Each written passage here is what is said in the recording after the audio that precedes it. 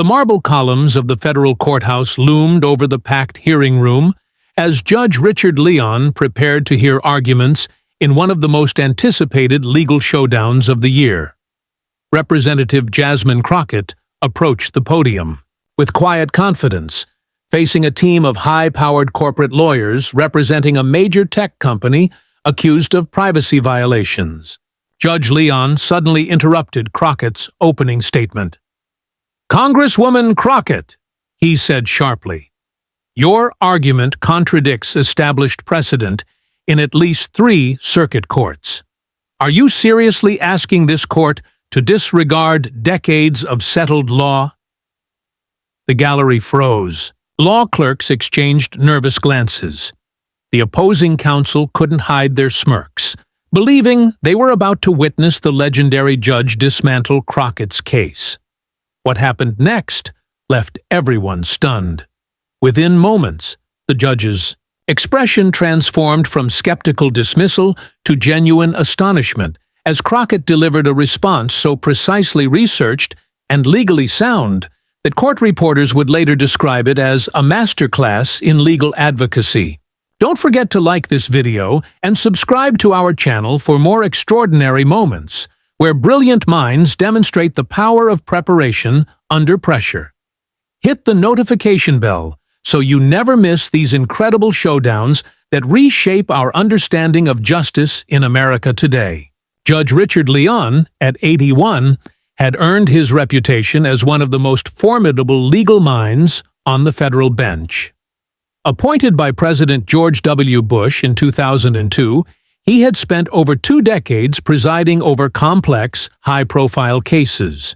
His rulings had shaped privacy law, national security policy, and corporate accountability standards. Before his appointment, Leon had built a career as both a prosecutor and defense attorney. He served as a deputy assistant attorney general and special counsel to congressional committees investigating major political scandals. This diverse experience gave him unique insight into both sides of the legal system. Judge Leon was known for his meticulous preparation, often asking questions that revealed he had studied case details more thoroughly than the attorneys appearing before him. His courtroom style was described as intellectually demanding but scrupulously fair. Facing this judicial titan was Representative Jasmine Crockett, 45, representing Texas's 30th Congressional District. Though only in her 3rd term in Congress, Crockett had quickly established herself as one of the most effective legal minds in Washington. What made her unique among her congressional colleagues was that she continued to practice law in select high-stakes cases that aligned with her legislative priorities. Before entering politics, Crockett had built an impressive career as a civil rights attorney and public defender. A graduate of Rhodes College and the University of Houston Law Center, she had successfully argued multiple cases before state Supreme Courts and federal appellate courts. Her specialty was complex constitutional questions, particularly those involving privacy rights and government overreach. Crockett's dual career as both a legislator and practicing attorney gave her unusual credibility in both worlds. In Congress, she could speak with first-hand knowledge about how laws affected real cases. In courtrooms, she understood the legislative intent behind the statutes she was arguing. The case that brought these 2 legal powerhouses into direct confrontation involved Tech Giant Corporation, one of the world's largest technology companies. Tech Giant stood accused of systematically collecting and selling sensitive personal data from millions of Americans without proper consent or transparency. The company had already paid a relatively small fine to the Federal Trade Commission, but faced minimal actual consequences. Crockett, representing a class of affected citizens pro bono, was challenging the settlement as inadequate and seeking greater accountability. Tech Giant had assembled a team of elite corporate lawyers from 3 different firms led by renowned attorney William Bradford, whose legal fees alone were rumored to exceed $2,000 per hour. The stakes were enormous for Tech Giant. Billions of dollars and the company's entire business model hung in the balance. For the millions of Americans whose data had been compromised, the case represented their only real chance for justice and protection from future violations. For the broader tech industry, the outcome would potentially establish precedent affecting how all companies handled consumer data moving forward. For Judge Leon, the case presented complex questions at the intersection of rapidly evolving technology and constitutional protections written long before anyone could imagine the digital age. His ruling would potentially shape privacy law for decades to come. For Crockett, the stakes were also personal. As both a legislator who had tried to strengthen privacy protections through new laws and an attorney trying to enforce existing ones, this case represented a critical test of whether the legal system could effectively protect ordinary citizens against the most powerful corporations in history. The hearing that day was officially about tech giants' motion to dismiss the case entirely before it could proceed to trial. If they succeeded, millions of affected Americans would have no recourse. If Crockett prevailed, the company would face the first real legal accountability for its actions in a public trial where all their practices would be exposed to scrutiny. What neither Judge Leon nor the army of corporate attorneys anticipated was that Crockett had spent months preparing for this exact moment, anticipating every possible objection and researching centuries of legal precedent to build an argument that would not only survive this challenge, but fundamentally change how privacy cases were adjudicated in federal courts. The tension in Courtroom 3 had been building since the session began. The gallery was filled beyond capacity with law students, journalists, and concerned citizens packed shoulder to shoulder. Behind the scenes, tech giants' legal team had spent the morning in confident preparation. Their strategy relied on technical legal arguments about standing and jurisdiction, procedural grounds that would prevent the case from being heard on its merits. Judge Leon may be tough, lead attorney William Bradford told his team, but he's a traditionalist. He'll follow established precedent, and the precedent favors our interpretation. Bradford approached the podium with practiced confidence. "Your Honor," he began, "this case should be dismissed because the plaintiffs have failed to establish Article 3 standing. The Supreme Court has consistently held that mere statutory violations without concrete harm are insufficient to maintain a federal lawsuit." Judge Leon listened intently, occasionally referring to the thick stack of briefs before him. When Bradford concluded his opening argument, the judge asked several pointed questions that suggested he was taking the motion to dismiss seriously. "Mr. Bradford," Judge Leon said, "you've cited the TransUnion case extensively. How do you respond to the plaintiff's argument that the scope of data collected here goes far beyond the credit information at issue in that case?" Bradford smiled slightly. This was exactly the question he had anticipated. "Your Honor, while the type of data differs, the principle remains the same. The plaintiffs must show concrete harm resulting from the alleged collection, not merely that a statute was violated. They have failed to make that showing here." When it was Crockett's turn to argue against the motion to dismiss, she approached the podium with calm determination. The courtroom fell silent as she organized her notes, conspicuously fewer papers than the tower of documents the corporate legal team had brought. She began by acknowledging the precedents tech giants' lawyers had cited, but then pivoted to what would become the first unexpected turn in her argument. "Your Honor, while my opponents have correctly cited TransUnion, they have overlooked a critical distinction made in Justice Kavanaugh's majority opinion. On page 9 of that decision, the court explicitly distinguishes between different types of intangible harms, including some that constitute concrete injury despite leaving no visible trace." Judge Leon raised an eyebrow. "Continue, Congresswoman Crockett. The Supreme Court recognized that certain privacy violations are concrete harms in themselves, tracing this understanding back to Blackstone's commentaries and the common law tradition that informed our Constitution's framers. The Unauthorized collection and dissemination of private information was recognized as a concrete harm requiring remedy, even in 18th century English common law. Bradford shifted uncomfortably in his chair. This historical angle hadn't been emphasized in any of Crockett's briefs, catching the defense team off guard. "That's an interesting historical perspective, Counselor," Judge Leon said. "But how does it overcome the more recent precedents from the Ninth Circuit that Mr. Bradford cited?" It was this question that triggered the earlier challenge about contradicting established precedent in multiple circuits, the moment that had caused such tension in the courtroom. Crockett stood perfectly still for a moment, then responded with remarkable precision. "No, Your Honor, I'm not asking you to disregard those precedents. I'm suggesting they don't apply to the specific facts of this case for 3 reasons." She held up one finger. First, the Ninth Circuit cases Mr. Bradford cited all involve data that was collected but never actually used or disseminated. In our case, we have documented evidence that tech giant not only collected, but sold this data to 147 different third parties without consent. A second finger went up. Second, those precedents were established before the Supreme Court's decision in Spokio v. Robbins was clarified by TransUnion.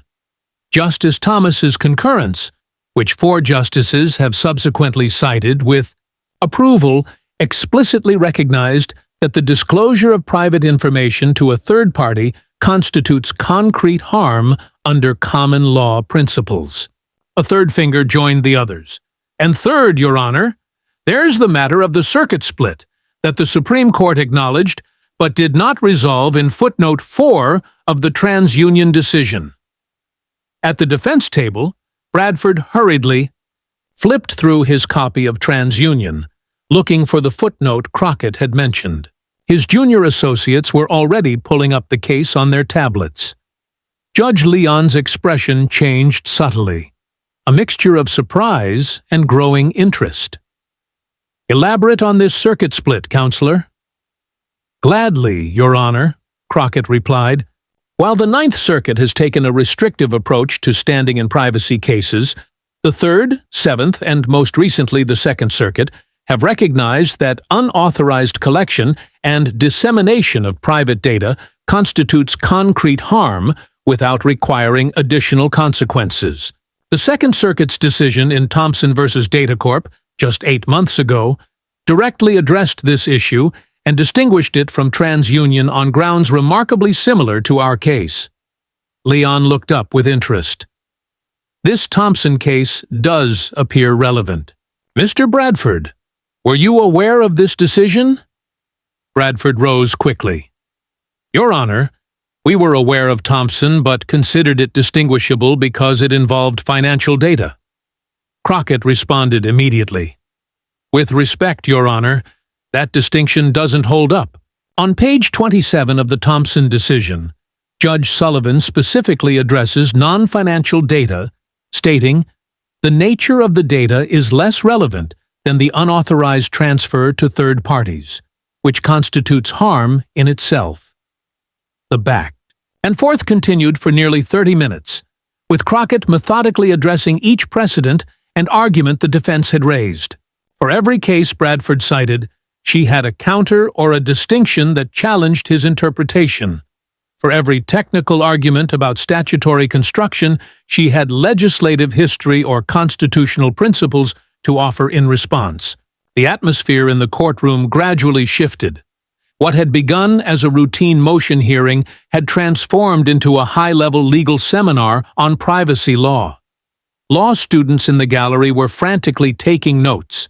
Even Judge Leon's clerk, who had seen hundreds of arguments, appeared captivated. As the exchange continued, Judge Leon's questions to Crockett became more collaborative than challenging, a sign experienced court watchers recognized as growing judicial interest in her position. Rather than trying to poke holes in her argument, he began asking how specific principles might apply to novel situations.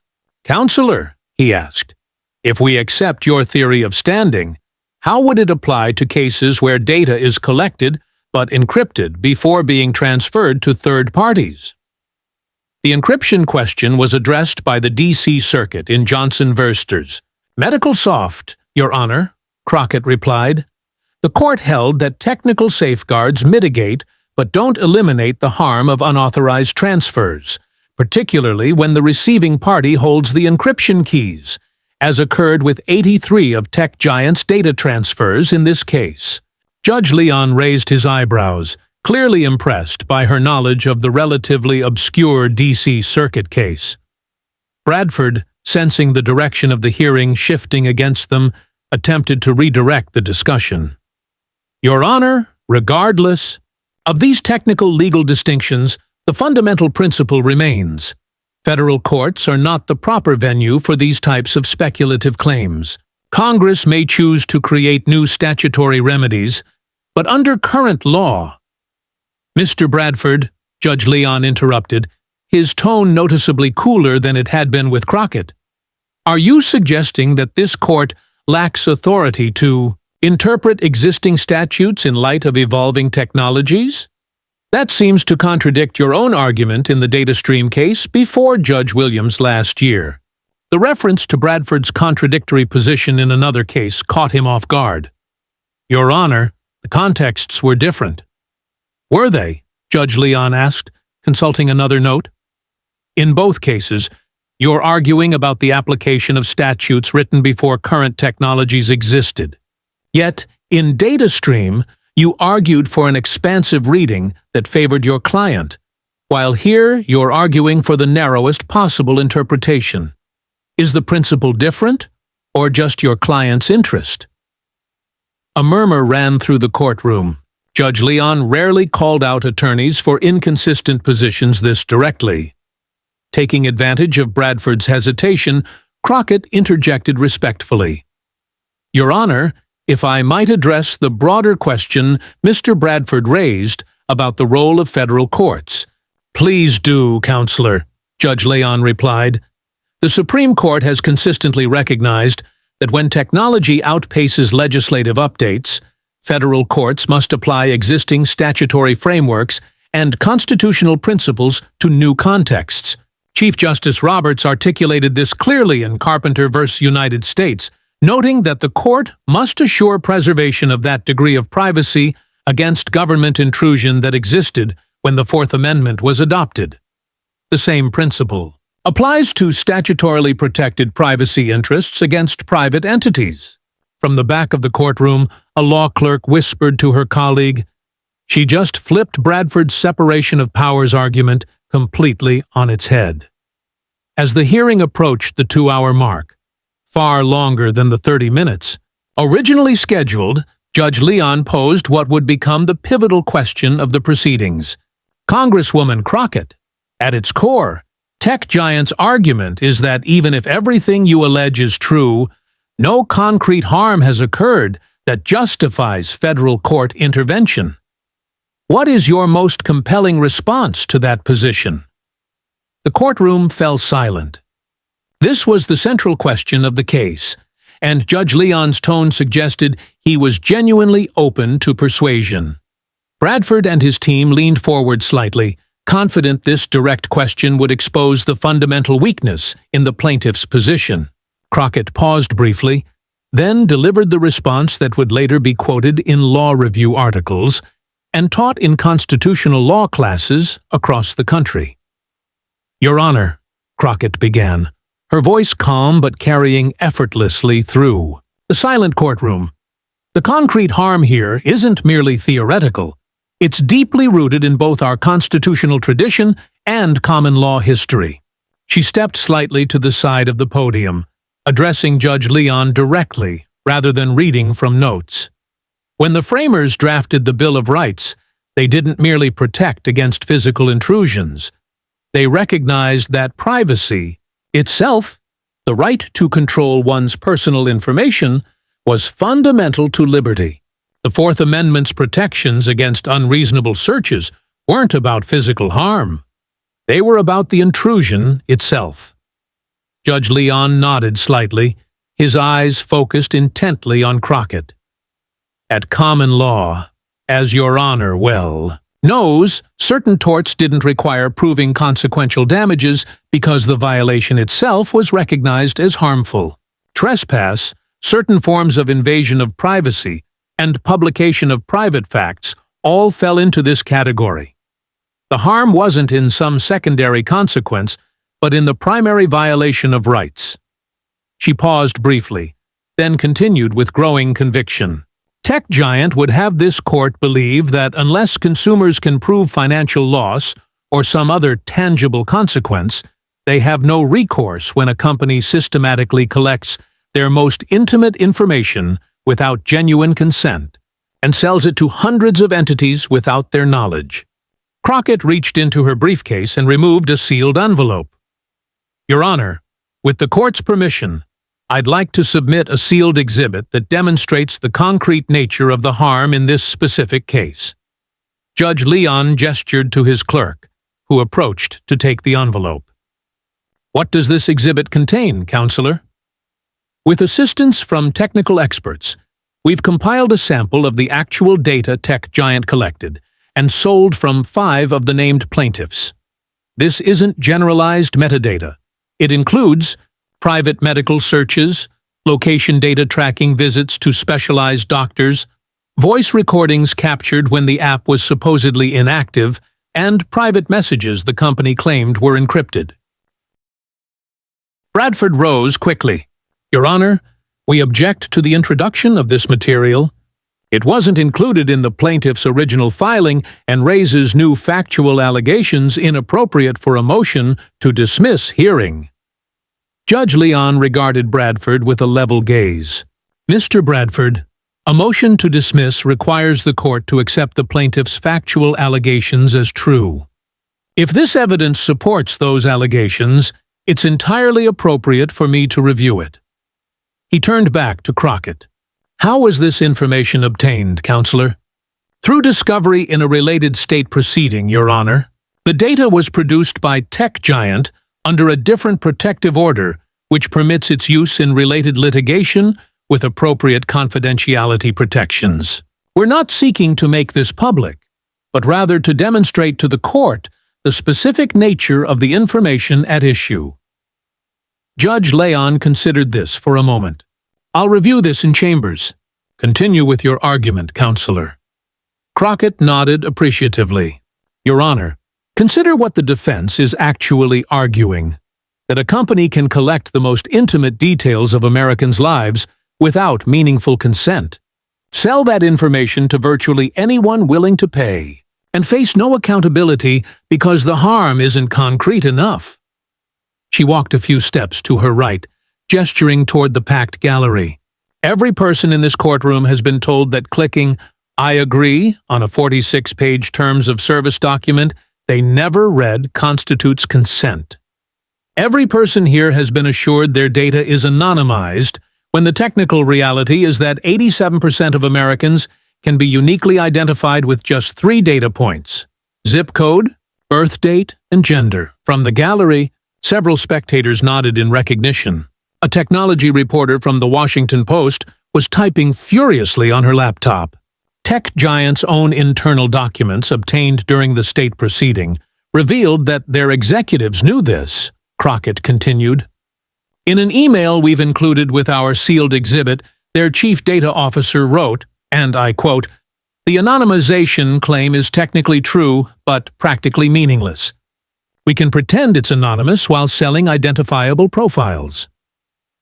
A visible ripple of reaction moved through the courtroom.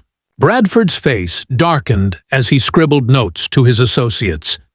Your Honor, Crockett concluded, the concrete harm here is threefold. First, the violation of autonomy when personal information is taken without genuine consent. Second, the ongoing exposure as this data continues to circulate among hundreds of companies with varying security practices. And third, the specific risks created when sensitive personal information, from health concerns to financial vulnerabilities, is aggregated and exploited. Judge Leon was taking careful notes, his expression thoughtful. The defense will argue that these harms are speculative rather than actual. They would be wrong, Your Honor, both legally and factually, Crockett responded without hesitation. In Spokio, the Supreme Court recognized that intangible harms can be concrete. More importantly, we're not merely alleging potential future harm. We've documented actual ongoing harm. She reached for another document from her briefcase. We've submitted declarations from cybersecurity experts who have identified this exact tech giant dataset being offered for sale on dark web forums. 3 of our named plaintiffs have experienced targeted scam attempts that referenced private medical conditions they had only researched on devices where tech giant software was present. This isn't speculative. It's happening now, Bradford rose again. Your Honor, these allegations go far beyond what was included in the complaint. If the plaintiffs wish to amend their complaint, there's a procedure for that. But they can't simply introduce new factual claims during an argument on a motion to dismiss. Before Judge Leon could respond, Crockett calmly replied, "With respect, Your Honor, paragraph 78 of our complaint specifically alleges targeted fraudulent communications based on data collected by defendant. The declarations provide evidence supporting this allegation, not new claims." Judge Leon consulted the complaint before him, flipping to the relevant page. After a moment, he nodded. "She's correct, Mr. Bradford. The allegation is in the complaint. Your objection is overruled." Bradford sat down, visibly frustrated. His junior associates frantically searched through documents, trying to find a way to counter Crockett's unexpected evidence. Crockett continued, "Building momentum. Your Honor, there's also the matter of the statutory purpose. Congress didn't create privacy protections as mere technical rules. They recognized that privacy violations cause real harm, even when that harm isn't easily quantifiable. The statutes at issue here specifically create rights to control one's personal information, and those rights have been violated." Judge Leon posed another challenging question.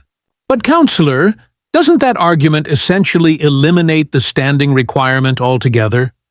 If the violation of the statute itself creates standing, aren't we collapsing 2 separate inquiries into one?"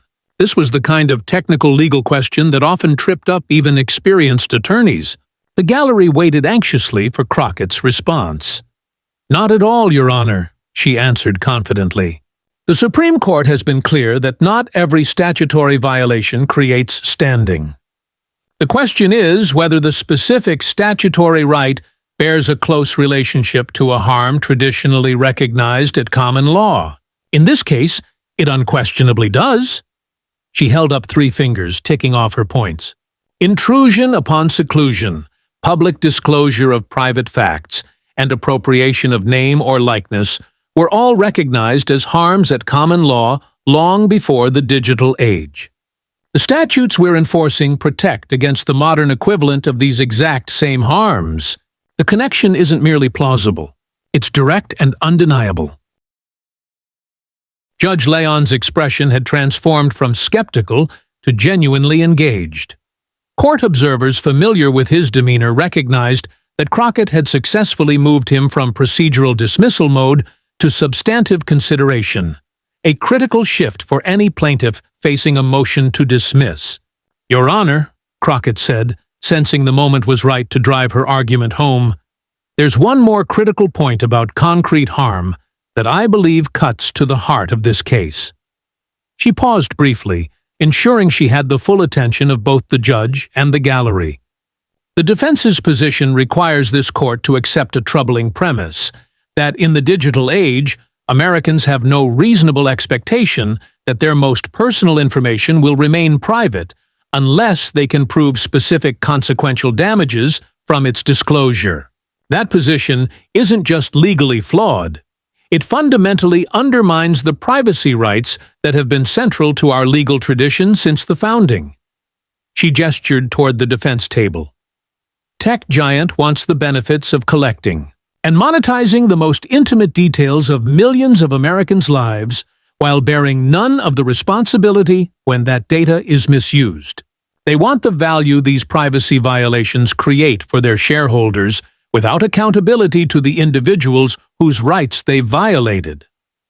The courtroom was completely silent now, every person present fully engaged in Crockett's argument.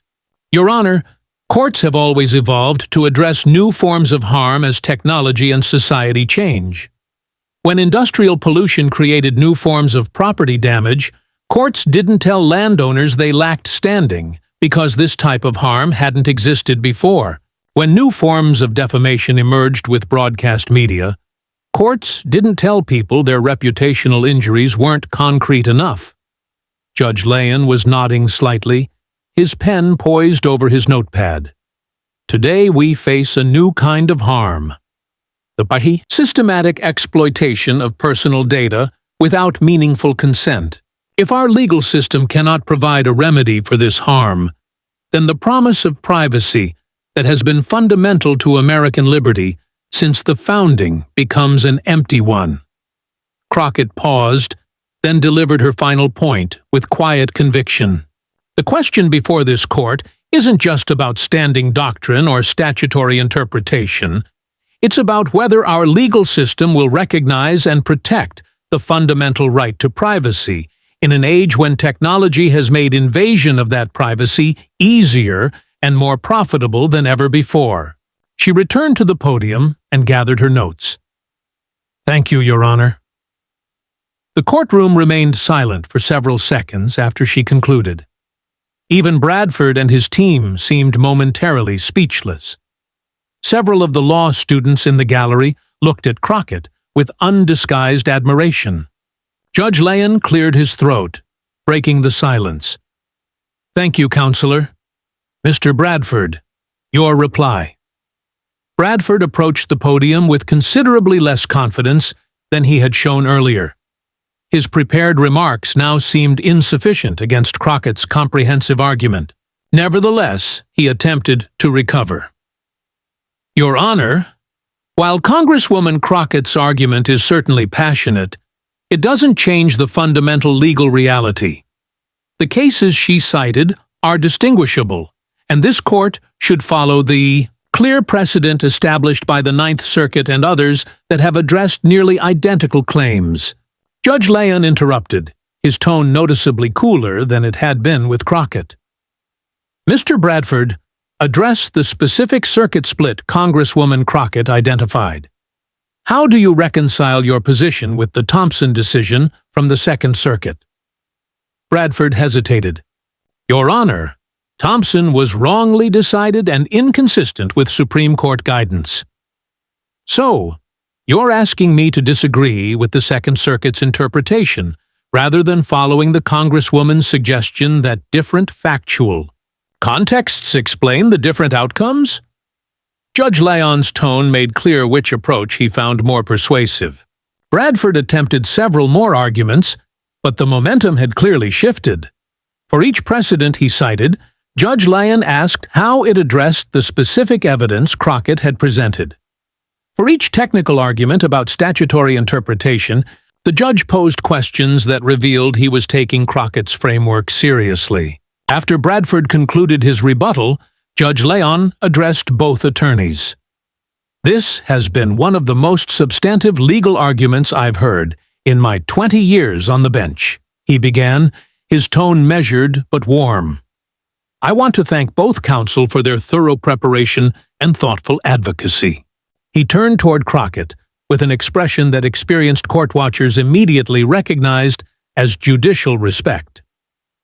Congresswoman Crockett, your argument today was exceptional, not merely in its passion, but in its precision. You've provided this court with a framework for addressing digital privacy harms that merits serious consideration. Bradford and his team exchanged concerned glances. This kind of judicial praise during a hearing was unusual, and typically signaled which way the judge was leaning. I'll take this motion under advisement and issue a written opinion, Judge Leon continued. But I want to be clear. The questions raised today go to the heart of how our legal system adapts to technological change. They deserve more than cursory treatment. He gathered his papers and stood. This court is adjourned. As Judge Leon exited through the door behind the bench, the courtroom erupted into excited conversation. Journalists rushed toward the doors to file their stories. Law students gathered in small groups, animatedly discussing the arguments they had witnessed. At the plaintiff's table, Crockett's co-counsel grasped her hand. "That was masterful," she whispered. "Absolutely masterful." From the defense side, several junior associates were looking at Crockett with undisguised respect, despite having just faced off against her.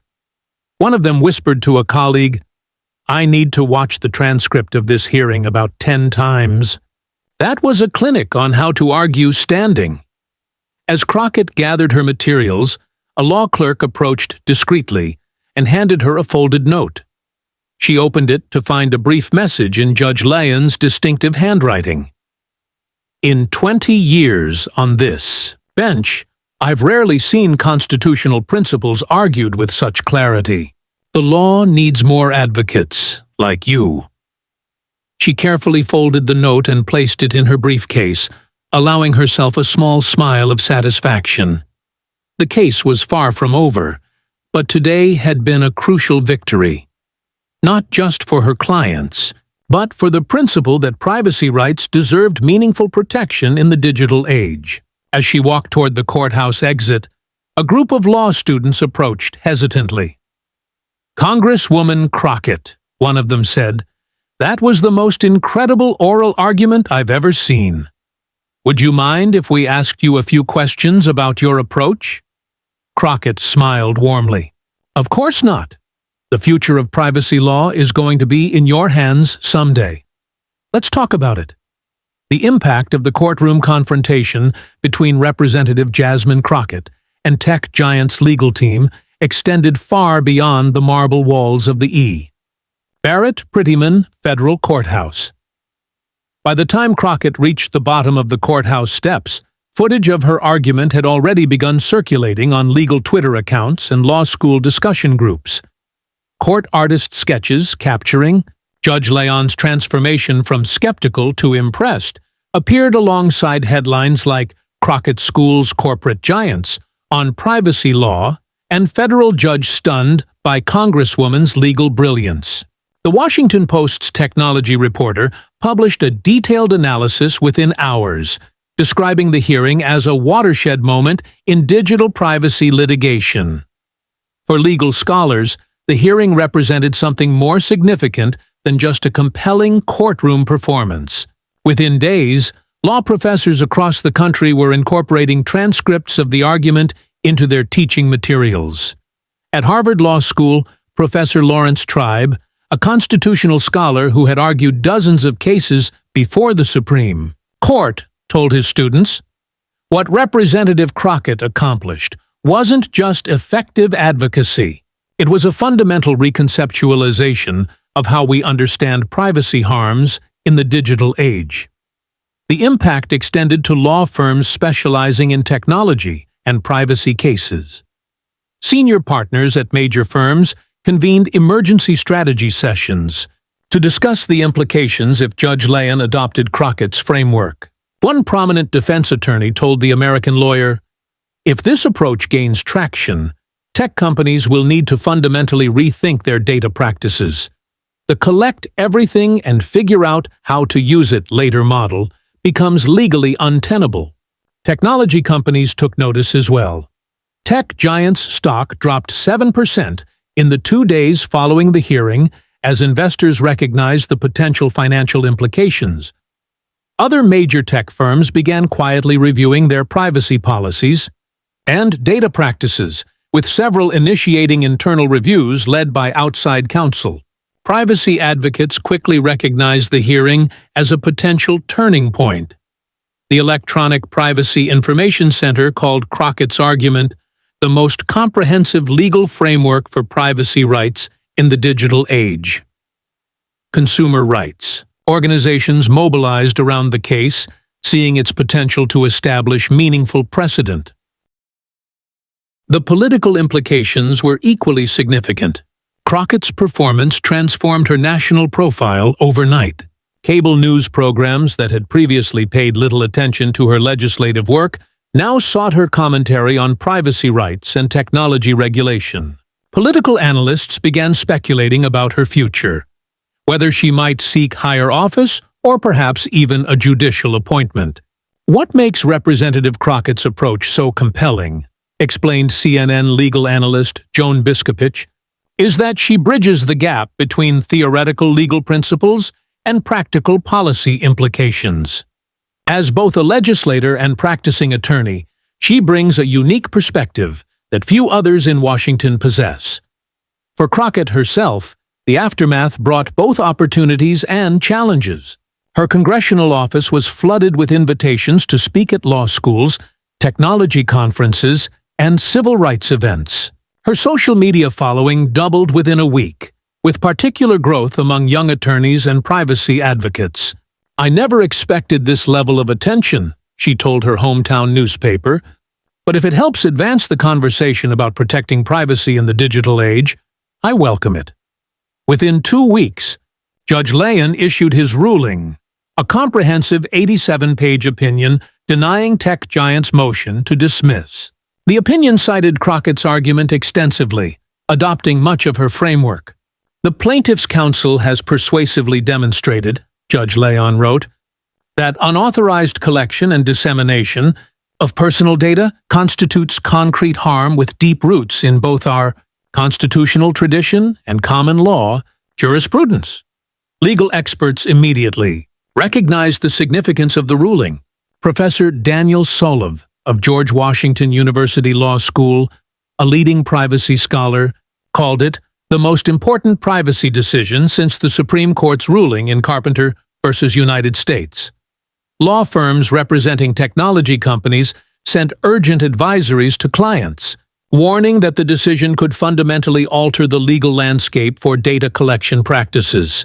Tech giant announced plans to appeal the ruling to the D.C. Circuit, but behind the scenes, sources reported that the company's executives were considering settlement talks.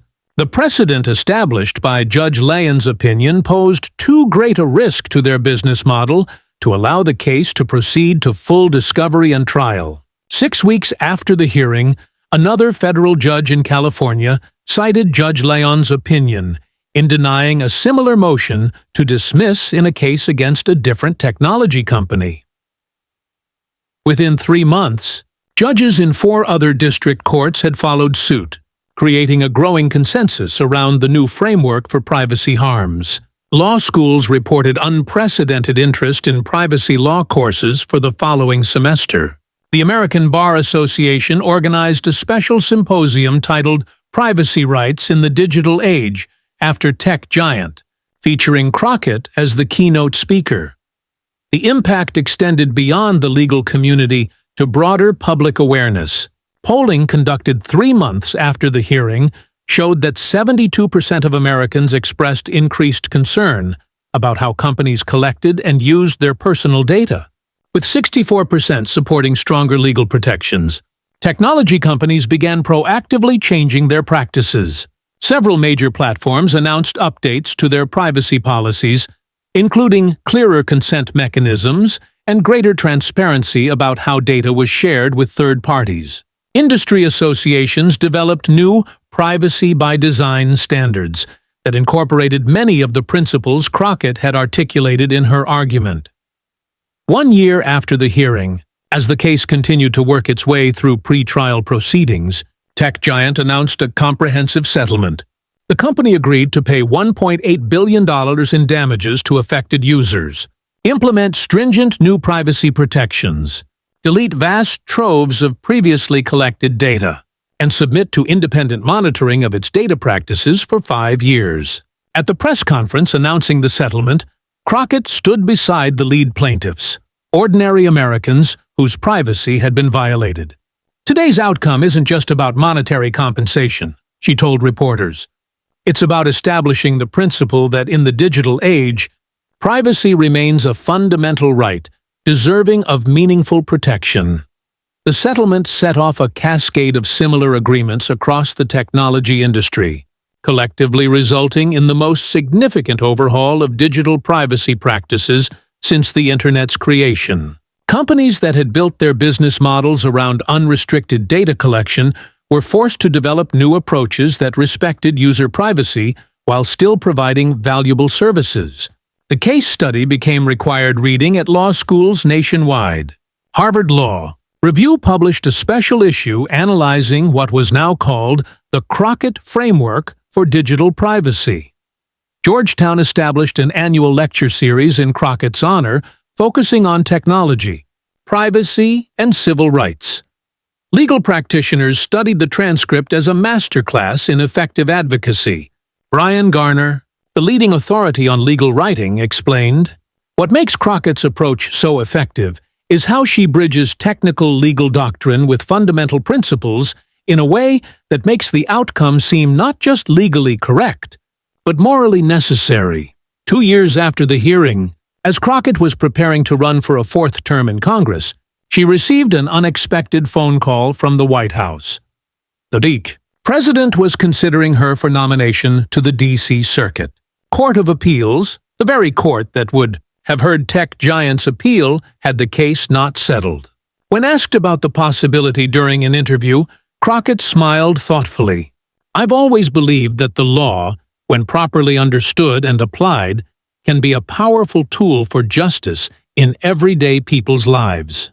Whether that work happens in Congress, in a courtroom, or on the bench is less important than ensuring that our legal system evolves to protect fundamental rights in a changing world." The legacy of Crockett's confrontation with tech giant and her impressive performance before Judge Leon extended far beyond a single case or career. It fundamentally altered how Americans understood privacy rights in the digital age, established new legal precedents that would shape technology regulation for decades to come, and inspired a generation of young lawyers to see privacy advocacy as a vital frontier for civil rights in the 21st century. For ordinary Americans who had grown accustomed to having their personal information harvested and exploited without recourse, the case represented something more basic, but equally profound: the recognition that even in the digital age, some rights remain fundamental and deserve protection. That principle, articulated so powerfully by Crockett in that federal courtroom, would continue to resonate through American law and society long after the specific details of the case had faded from memory. If you found this analysis of this historic legal confrontation enlightening, don't forget to like this video and subscribe to our channel for more in-depth examinations of pivotal moments that reshape American law and society. Hit that notification bell so you never miss our coverage of these transformative cases that demonstrate how skilled advocates can change the course of justice and protect fundamental rights in the digital age. Thanks for watching, and we'll see you in the next.